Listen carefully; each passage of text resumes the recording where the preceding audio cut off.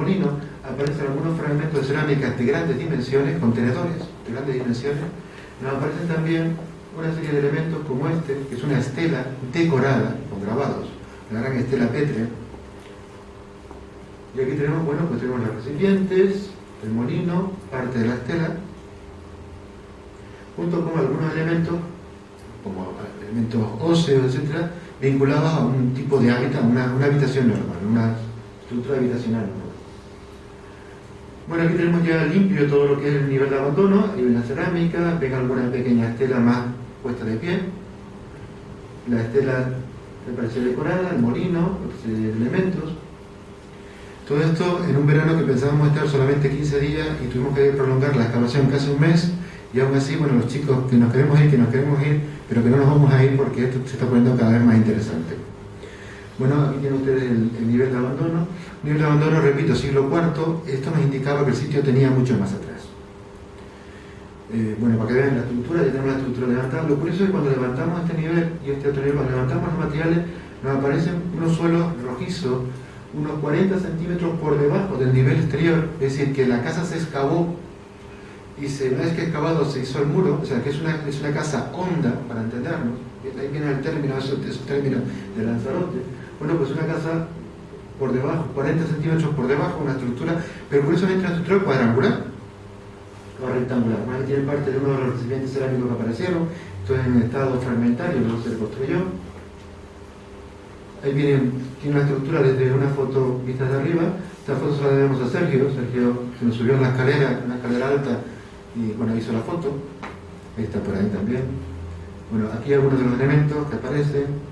Y la estructura, como ven, un suelo rojizo, creo que se ve bastante bien, ¿no? El rojizo típico porque en las casas, curiosamente fenicias y púnicas del siglo V, VI antes de la era de la península ibérica, los suelos son suelos apisonados que se suelen utilizar tierras rojizas porque son más impermeables. La verdad que nos llama la atención. Una segunda parte de la estructura que excavamos al año siguiente, en el año 2007, fue una estructura que, bueno, el muro que antes veíamos sigue por aquí. Aquí aparece parte del muro y luego a partir de ahí hay un muro circular y dentro de ese muro circular varias estructuras de fuego, varias estructuras hogares, concretamente.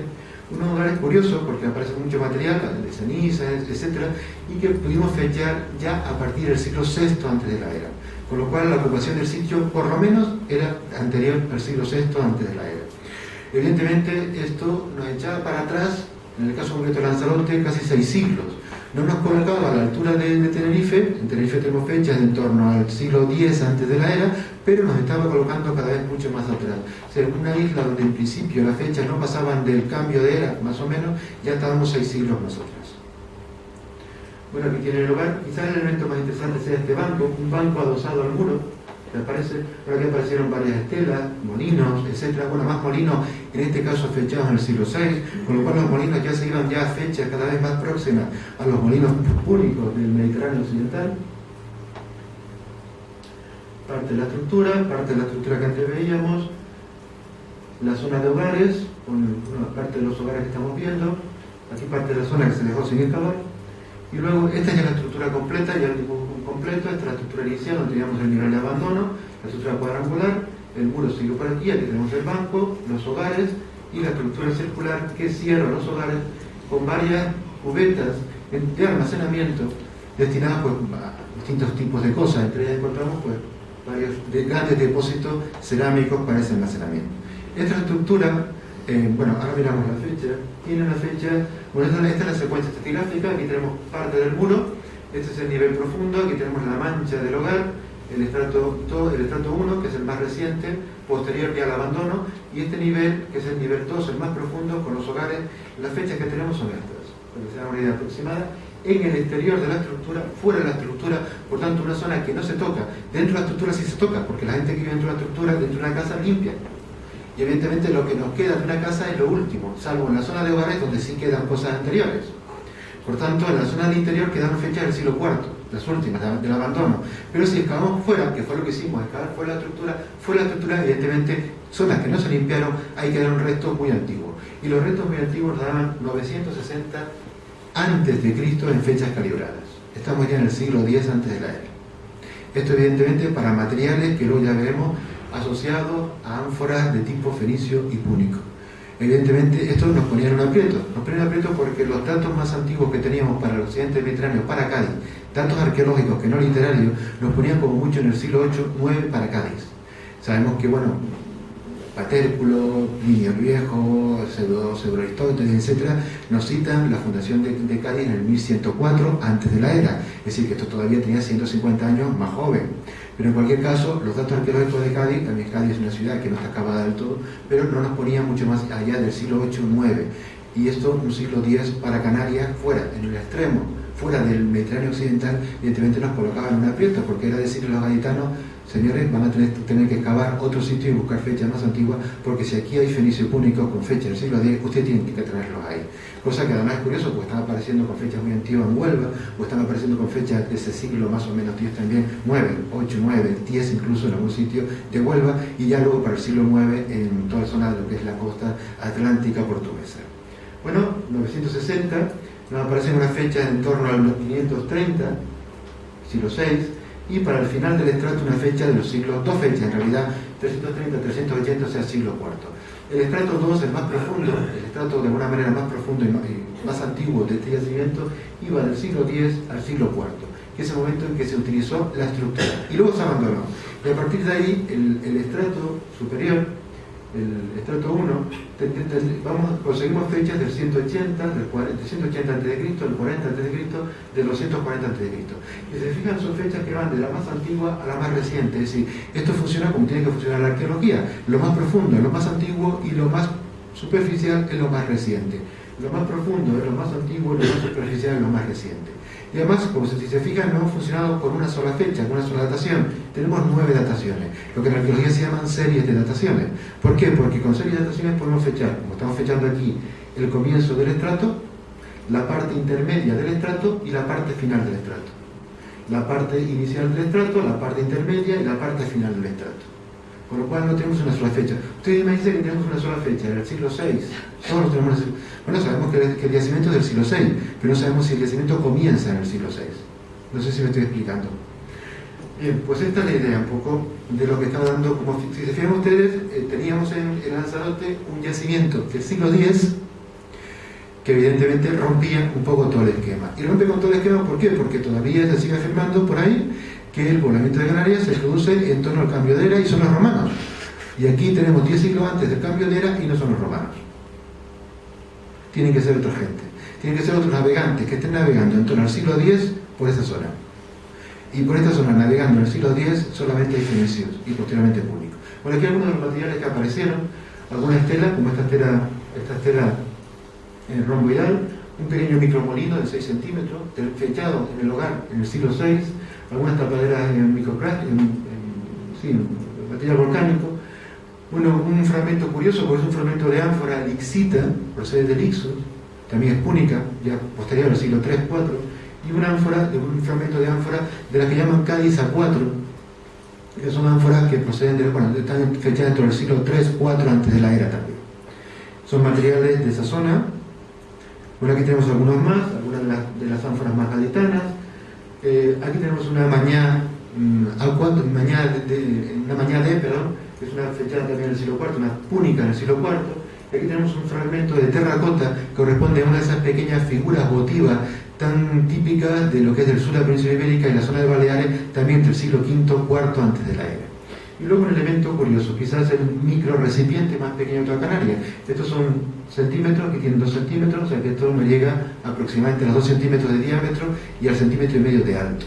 Un micro recipiente que aparece en el estrato 1, este es relativamente reciente. Bueno, pues materiales curiosos, como ven ustedes. Pero claro, esos materiales curiosos nos planteaban un problema. Tenemos materiales, tenemos ánforas, tenemos una serie de fragmentos pertenecientes a ánforas, etc. Pero claro, en la mayor parte de los casos son fragmentos amorfos, que no permiten reconstruir la forma completa.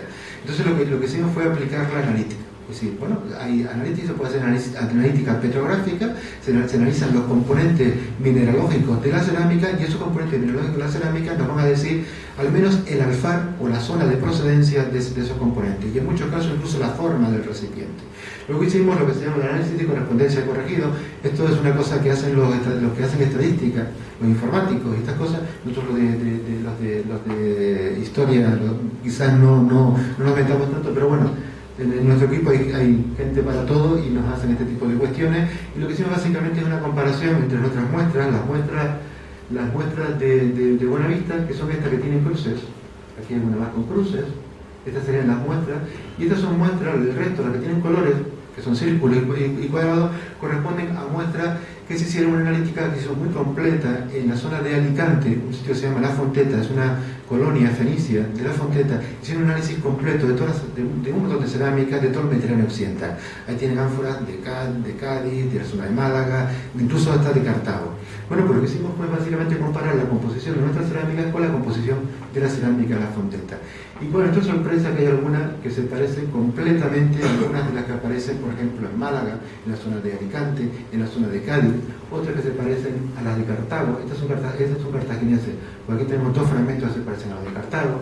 Hay otras que se alejan mucho, y se alejan mucho porque en la muestra, y sin decírselo al laboratorio, introdujimos un par de muestras que eran de cerámicas de ánforas romanas, con la mala intención, o con la buena intención, según como se mire, de que el laboratorio nos dijese, pues oiga, esta cerámica se parece o no se parece a las otras. Pues como ven ustedes, no se parece, se aleja mucho de las otras. Al final, ¿qué es lo que nos dan? Pues son cerámicas procedentes del área mediterránea, del área de lo que se llama el círculo estrecho. Fechas, composición, procedencia, en definitiva, tenemos materiales que proceden del ámbito cultural fenopúnico, fenicio y púnico, en general del primer milenio antes de la era. Aquí hay algunas cerámicas más, algunas cerámicas más aparecen, bueno, cerámicas de este tipo, tornos, lentos, algunas cerámicas de perfil en evidentemente no solamente aparecen las cerámicas a torno, aparecen también cerámicas modeladas a mano, como en este caso.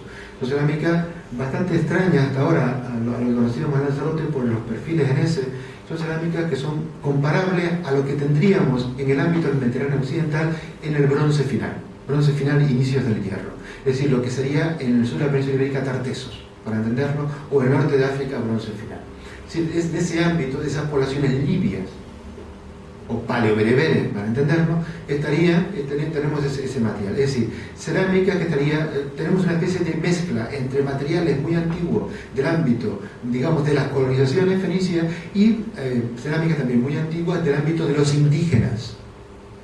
Con lo cual estaríamos hablando a lo mejor de presencia de indígenas en Canarias, libios o tartesios, traídos, evidentemente aquí quien trae, quien mueve, es quien tiene los barcos, quien tiene los medios de producción. Bueno, algunos materiales más. Materiales, por aquí tenemos algunos de los grandes recipientes, para que se hagan una idea, estos son 3 centímetros, pues fíjense, fragmentos, los grandes contenedores que aparecieron. Bueno, aparecen también elementos metálicos, junto con esos fragmentos de ánfora, aparecen cobres, aparecen bronce, clavos, aparece hierro, aparecen todos esos elementos asociados a esas ánforas. También del mismo ámbito cultural. Algunos elementos extraños, como estas, no sabemos qué, colgantes, elementos líticos, en fin, toda una serie de materiales, creo que interesantes, y la estela con los grabados que antes no pudimos ver. Es la primera estela en un ámbito, en este caso en un contexto arqueológico muy claro, en el contexto arqueológico de un yacimiento arqueológico bien fechado. Esta estela, como mucho, como muy tardía, es del siglo IV para atrás, antes de Cristo. Estos ya son materiales más recientes de lo que es el estrato 1, más del ámbito de lo que conocemos en Solsama y otros ámbitos de Lanzarote, con cerámicas decoradas, con los típicos gánicos, etc., en que son materiales que también aparecen. Este es el descubrimiento. Antes hablaba con uno de ustedes y comentaba, bueno, es que en La Graciosa hay cosas, pues en La Graciosa hay cosas, sí. Esto es la zona de la Bahía del Salado. Esta es la zona litoral, la cadena litoral. Aparece por toda esta zona de conglomerados. En esta zona de conglomerados, hace unos años, un grupo de paleontólogos encontró esto. Encontró una serie de elementos, básicamente concha taiemastomas, púrpura, la púrpura canaria, adosados, y una serie de elementos como este, que estamos viendo un fragmento cerámico, atorno, en un conglomerado que está fechado desde el punto de vista paleontológico, que no arqueológico, en el primer milenio antes de la era, en torno al año 1000 antes de la era, que hacen cerámica atorno, que se supone que en Canarias siempre son más recientes, en un conglomerado que tiene una fecha del 1000 antes de la era.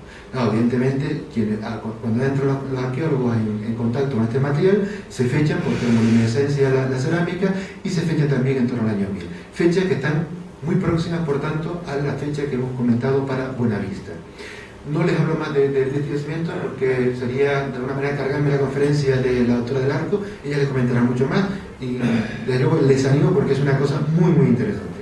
Pero bueno, presencia de navegantes antes incluso de la colonización de Lanzarote. Eso será el dato. Bueno, el siguiente yacimiento, y no quiero cansarles demasiado, cuando salga me das un toque. Pasamos al bebedero, que es el segundo yacimiento. Segundo en cuanto a cronología, primero en cuanto al yacimiento que primero excavamos. Esta está en una hondonada, también esta es la zona del río, para que se hagan una idea. Esta es la zona que excavamos, donde tenemos una pala mecánica, abrió la zona, nos dejó unos perfiles, entramos en esos perfiles. El yacimiento, bueno, estas son fotos antiguas del año 85, tal y como encontramos el yacimiento. Esta es la zona que luego excavamos. Las excavaciones se prolongaron hasta el año 90, en el 85, 87 y en el 90. Esto ya es una foto reciente. Hoy estamos excavando esta zona. Frente a lo que hicimos hasta entonces, hasta el año 90 que excavamos hacia el sur, nos dio por excavar hacia el norte. Y cuál es nuestra sorpresa, que un elemento que hasta ahora no había aparecido, siempre nos había aparecido elementos, bueno, yacimiento más o menos, pues esto, estratigrafía, con niveles horizontales, niveles perfectamente bien datados, horizontales, bueno, pues un yacimiento bien secuenciado. Cuando empezamos a excavar hacia el otro lado empiezan a aparecer estructuras habitacionales, nos aparece una gran estructura. Me permite que pase rápidamente porque esto está sin publicar y por tanto no quiero tampoco comentar mucho. Hay una estructura de grandes dimensiones, junto con en este ámbito aparece, bueno, este es un corte del perfil del bebedero. Estamos excavando aquí en la zona norte. Esta es la secuencia estratigráfica. El bebedero tiene 5 estratos. Este estrato 5 es el nivel de ocupación, corresponde un poco a lo que veíamos en Buenavista del siglo X antes de la era. A partir de ahí tenemos 17 fechas para este yacimiento, no una ni dos, sino 17, y van desde el año 0 hasta el siglo XIV después de la era. Y tenemos en todo este estrato toda una serie de elementos, entre otros aparecen ánforas romanas, metales de procedencia romana, avalorios de vidrio de época romana, etcétera, etcétera. Todos esos elementos, bueno, como aparecen en esto, aquí tenemos algunos de ellos, elementos metálicos, de bronce, de cobre, clavos, cadenas, todo esto un avalorio de vidrio, aquí lo tenemos amplificado, sílex, no es típico de las islas, todo esto es norteafricano. Todo esto se pudo determinar, se hicieron analíticas, nos dieron que eran materiales romanos.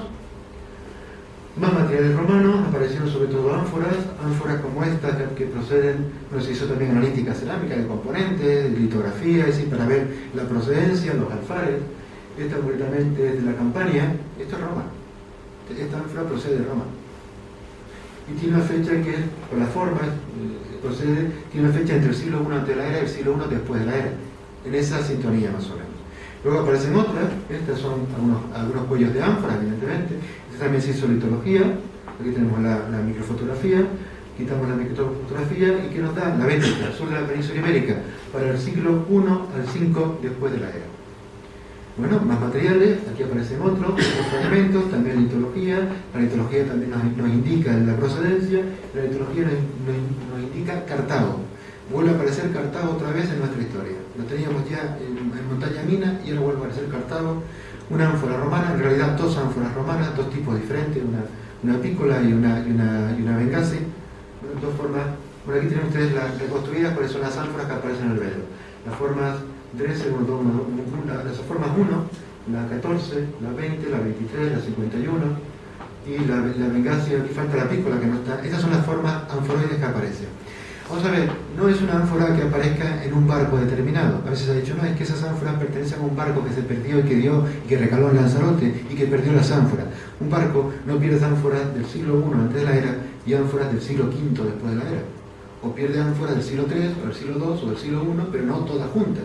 Y no a lo largo de una secuencia estratigráfica. Es decir, se han perdido muchos barcos entonces. Es decir, tenemos una secuencia totalmente cerrada y perfectamente atestiguada. Bueno, un poco para ver un poco la procedencia, aunque evidentemente ustedes lo conocen, pero bueno, las campañas proceden de la zona del entorno de Roma. Un poco para que vean el entorno, fíjense, estamos de nuevo la Bética y Cartago. Curiosamente, el Mediterráneo occidental.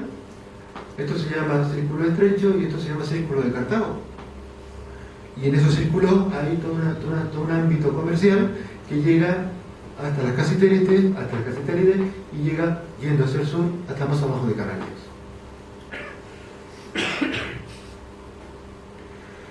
Bueno, esto se debe a que, bueno, esta es la estratigrafía de Bebedero, porque vean que es una estratigrafía horizontal, que no hay problema, justo esas ánforas aparecen con metales y aparecen una enorme cantidad de restos de cabras, de ovejas y un poquito de cerdo, no mucho cerdo, un poquito de cerdo, pero cabras y ovejas. Y depende un poco del momento que nos encontremos, más cabras que ovejas o más ovejas que cabras. Pero lo curioso es que la mayor parte de los restos que aparecen son restos que pertenecen a la mandíbula, al cráneo, a la mandíbula, vértebras, algunas costillas, pero los elementos que tienen más carne del animal no aparecen, no están en el yacimiento. Esos huesos desaparecieron, evidentemente desapareció la carne que está con esos huesos. Evidentemente esto nos hace pensar, en un momento determinado desaparecen los elementos metálicos y empiezan a aparecer los elementos líticos para cortar.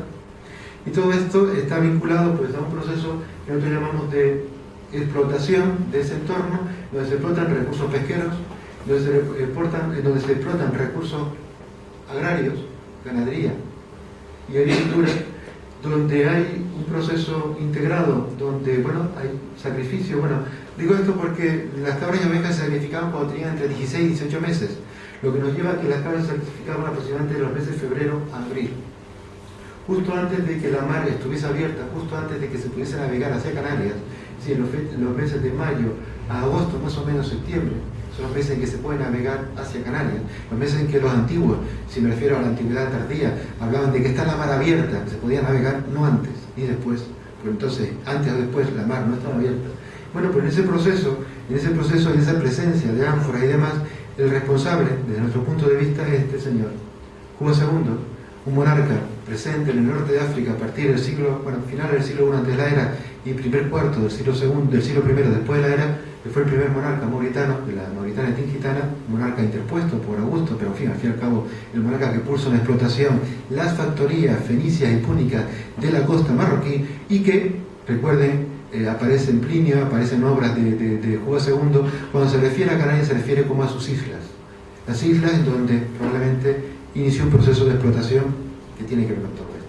Bueno, la caldereta Tinanche lo traigo porque es otro yacimiento que excavamos, que tiene el interés básicamente de que nos aportó el mismo tipo de secuencia que hemos visto cuando está la caldereta de Tinanche. Esto es Tinajo, esta es la caldera de Tinanche y esta es la pequeña caldereta, trabajamos en esta zona. Tiene la importancia de que nos confirma la secuencia de Bebedero, lo que acabamos de ver en Bebedero con sus ánforas y demás, también aparece en este sitio. Sí, como ven, no estoy hablando de un solo sitio, estoy hablando de varios sitios donde se repite y se vuelve a repetir machaconamente lo mismo. Esto es Tinanche. Tinanche también se lo cargaron, y el cimiento que también metieron una pala, quedó un perfil.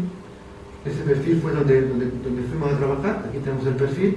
La verdad que el perfil no era de lo más seguro porque teníamos un muro que con riesgo de que se nos cayese encima, pero bueno, ahí donde estuvimos trabajando era lo que había y es donde trabajamos. Esto lo traigo para que vean ustedes que el perfil es un perfil horizontal, un sedimento muy horizontal. Aquí hemos hecho pruebas, sobre todo hemos tomado muestras para análisis de sedimentos, básicamente para análisis de sedimentos de pólenes, y nos han dado presencia de pólenes en Lanzarote para en torno al primer milenio antes de la era, con presencia de pino o de quercus, de robles. En Lanzarote, pinos y robles. Pues sí, hay pólenes de esos árboles y de otras especies más que ya la publicación se verá en su momento. Es decir, una presencia de un medio natural antes de la colonización de Lanzarote mucho más verde, mucho más feraz que lo que evidentemente estamos acostumbrados ahora. Háganse la idea que, por ejemplo, lo que hoy llamamos el cable no existía. Es una zona, no muy verde, pero bastante verde, con lo cual se explica por qué está Buenavista donde está y por qué hay otros yacimientos en ese entorno. Bueno, pues cuando llegan los romanos, estos romanos del siglo I antes de la era, siglo I después de la era, cuando llegan, de alguna manera destrozan el medio ambiente de Lanzarote. Lo destrozan porque meten cabras, meten ovejas y hacen un proceso de explotación intensivo que genera básicamente la desaparición de la capa vegetal. Esa capa vegetal produce erosión, esa erosión mueve piedra y esas piedras al moverse generan niveles como este que tenemos aquí. ¿Ven un nivel horizontal de piedras? Unas piedras horizontales que ocupan todo el estrato. Bueno, pues esto lo provocaron la presencia de los romanos en Lanzarote, junto con la destrucción de los suelos, evidentemente. Aquí tenemos el nivel que estuvimos excavando. Básicamente excavamos varios perfiles. Aquí tenemos el perfil que excavamos. Bueno, rápidamente para que no se me haga muy tarde. Aquí tenemos el perfil en plena excavación. Estamos eliminando parte del relleno. Aquí tenemos ya el perfil totalmente excavado. Aquí tenemos una fecha de caracoles de 1600, antes de la era. Aquí tenemos las muestras tomadas para sedimento y las muestras tomadas para pólenes. Para que vean un poco cómo se hizo el proceso. Esto antes, bueno, estos son los perfiles. Este es el perfil de bebedero para que vean, muy comparable. Aquí tenemos el estrato 3, bueno, son realmente muy comparables. Y este es otro perfil con un nivel de volcánico reciente. Estos son los materiales de Tinache. Tinache aparece bastante material reciente, algunos adornos personales, punzones, cerámica decorada, en fin, todo muy en el ámbito de lo que es el siglo I para adelante. Si no aparecen esos materiales tan antiguos como veíamos. Bueno, Rubicón. Yo creo que Rubicón, si les parece, bueno, no me quiero saltar, Rubicón es importante. Bueno, está a pocos metros de la costa, esto sí lo voy a saltar rápidamente para... Vamos a ver. Bueno, esto es el sur de Lanzarote, esta es la zona de Rubicón, zona del Papagayo. Hay varias playas, entre ellas una que se llama la playa de los Pozos, ahí hay varios pozos, entre ellos dos, el llamado pozo de San Marcial y el pozo de la Cruz. Son dos pozos que, según nuestra hipótesis, no hemos podido excavarlos, porque entre otras cosas no dejan excavarlos, son RIC, no se pueden excavar. Entonces, evidentemente hay unos datos que queremos sacar, pero que a nosotros la estructura, desde el punto de vista arquitectónico, la estructura de los pozos nos indica procedencia muy antigua, anterior a la presencia normanda. Aquí tenemos la playa de los Pozos, es un puerto natural del sur de Lanzarote, es un punto de recalada, realmente lo que llaman punto de recalada en el ámbito del mundo antiguo. Aquí tenemos la zona del barranco, donde están los pozos. Aquí la antigua, bueno, lo que dice la torre de Rubicón, en realidad una habitación abierta, no puede ser una torre, no es una torre. Bueno, aquí tenemos un poco lo que es la estructura, rápidamente para pasarlo, esa estructura abierta, el pozo de San Marcial, el pozo de la Cruz, donde antes teníamos la Tanit. Aquí tenemos la entrada. A ver, un poquito lento. Bueno, esos pozos nos recuerdan estas estructuras, estos túneles, si nos metemos en estas, son hipogeos excavados en la roca, siguiendo un poco la estructura del pozo de la Cruz que acabamos de ver. ¿Cómo son? Una escalera de acceso, como acabamos de ver ahora mismo en Rubicón, una escalera de acceso, una entrada y una entrada. Yo les traigo esto porque no sé si les recuerda algo de Galdar, no sé si les recuerda algo. Recuerda un poquito, ¿verdad? Algo de una cueva pintada que hay en Galdar, ¿verdad? Bueno, pues esto es un hipogeo, y recuerden que Galdar también es un hipogeo. En Galdar, cuando se encontró a principios del siglo XX, finales del XIX, principios del XX, cuando se encontró el agricultor, le cayó y se encontró la entrada, encontró huesos humanos. Eso es un enterramiento. No sé si estoy diciendo algo que rompe un poco el esquema, pero en realidad un sitio donde hay huesos humanos es un enterramiento, y un sitio, una cueva artificial donde aparecen restos humanos es un hipogeo. Eso es en arqueología, no se llama de otra manera. Bueno, pues a mí me recuerdan mucho estos hipogeos de la zona de Quepón o del sur de la península ibérica. Esta es la estructura de esos pozos. La estructura de los pozos púnicos en realidad repite la estructura de los hipogeos, o sea, tiene un mismo tipo de estructura.